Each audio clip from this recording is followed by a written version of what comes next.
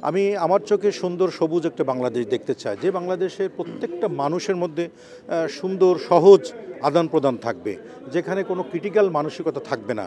কারণ হিন্দু, মুসলিম, বৌদ্ধ, খ্রিস্টান যে ধর্মেরই হই না কেন, সবাই মিলেমিশে থাকবো এখানে। যে কেউ একটু নিচু, কেউ একটু উঁচু, এই মানসিকতা আমাদের না থাকাটাই ভালো। এবং মাদকমুক্ত, অবশ্যই মাদকমুক্ত একটা সমাজ আমাদের দরকার। যুব সমাজকে সঠিকভাবে আমাদের কাজে লাগানো দরকার। বেকারত্বকে দূর করে নারী ক্ষমতায়ন বৃদ্ধি করা এবং সুস্থ বাংলাদেশ তৈরি করতে গেলে আপনার আমার সবার খুব ঐক্যবদ্ধভাবে কাজ করা দরকার।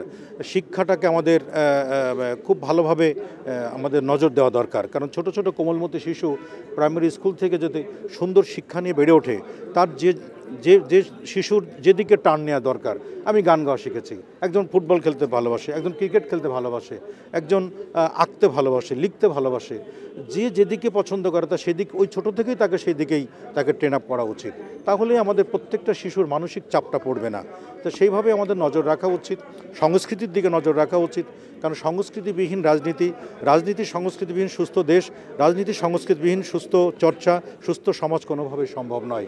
তো আমরা সবাই মিলেমিশে একজন মানুষ মানে তার বাক স্বাধীনতা, তার ভোট এবং ভাতের অধিকার, সুস্থভাবে বেঁচে থাকার অধিকার যেন সবার মধ্যে সমানভাবে থাকে, এমন একটি দেশ আমরা আশা করছি। যে আপনার নির্বাচন নিয়ে একটু জানতে চাই, যে সামনে নির্বাচন করছেন, বিএনপি কি করছেন নাকি অন্য কোনো দল বা স্বতন্ত্র? না, বিএনপি থেকেই, আমি ছাত্রদল থেকেই আমার রাজনীতি শুরু হয়েছে। আমি ছাত্র সংসদে কোটচাঁদপুর কেএমএস ডিগ্রি কলেজের সাংস্কৃতিক বিষয় সম্পাদক ছিলাম। তো সেখান থেকে ঢাকাতে এসে জাসাস করেছি, জাসাসের জেনারেল সেক্রেটারি ছিলাম, আপনার বিএনপির কেন্দ্রীয় কমিটির সহ সাংস্কৃতিক বিষয়ক সম্পাদক ছিলাম। এখন আমি আমার ঝিনাইদহ 3 আসন থেকে নির্বাচন করার জন্য কাজ করছি। গত 2 তারিখে, আগস্ট মাসের 2 তারিখে লন্ডনে আমি আমার নেতা জনাব তারেক রহমানের সাথে দেখা করে এসেছি। উনি কাজ করতে বলেছেন, সেই আলোকে আমি কাজ করে যাচ্ছি।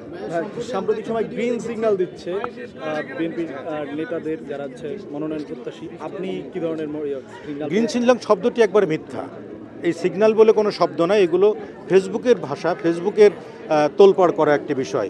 কিন্তু গ্রিন সিগন্যাল কেউ কখনো পায় নাই। তারেক রহমান সাহেব স্পষ্টই বলেছেন, আমাদের সব কিছুর প্রস্তুতি নেওয়া আছে, অচিরেই আমরা জানিয়ে দেবো, সংবাদ সম্মেলনের মাধ্যমে জানিয়ে দেবো।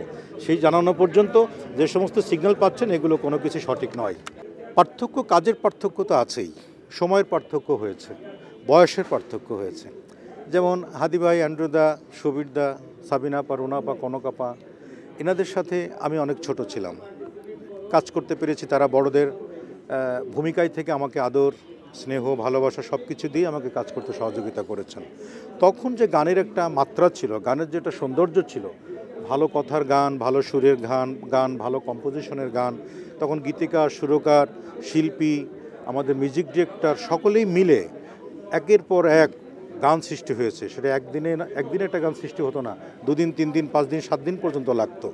তো সেই সৃষ্টির যে বিষয়টি ছিল, সেটি কিন্তু এখন নাই। এই সময়ের পরিবর্তন এবং আমাদের যে জেনারেশনের পরিবর্তনের সাথে সাথে আমরা কোয়ালিটি থেকে অনেক দূরে সরে এসেছি।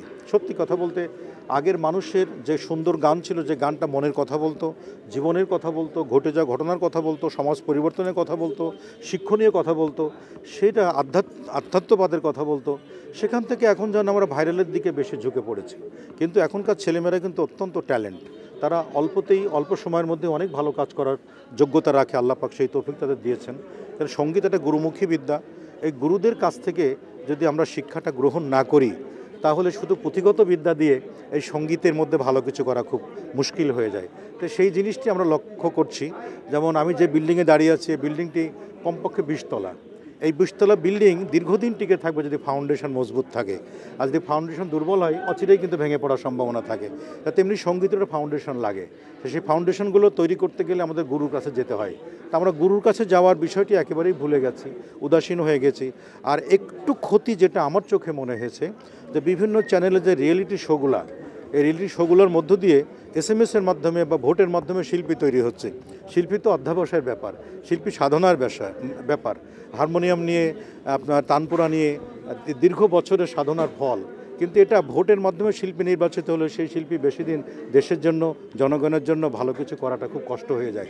তা আমি সবার প্রতি আশাবাদী, দেশের প্রতিও আশাবাদী, যে সবাই মিলে যদি আমরা এটাকে সুন্দর চর্চার মধ্য দিয়ে, সুন্দর সংস্কৃতিকে বাংলাদেশ এবং বাংলাদেশের বাইরে যারা আছি সমস্ত কিছু আদান প্রদান করতে পারি, তাহলে এই সুস্থ সংস্কৃতির ব্যবহারটা আমরা সঠিকভাবে করতে পারবো, যে ঐতিহ্য বহন করে যে সমস্ত কালচার কৃষ্টি সেগুলোকে ধরে রাখতে পারবো।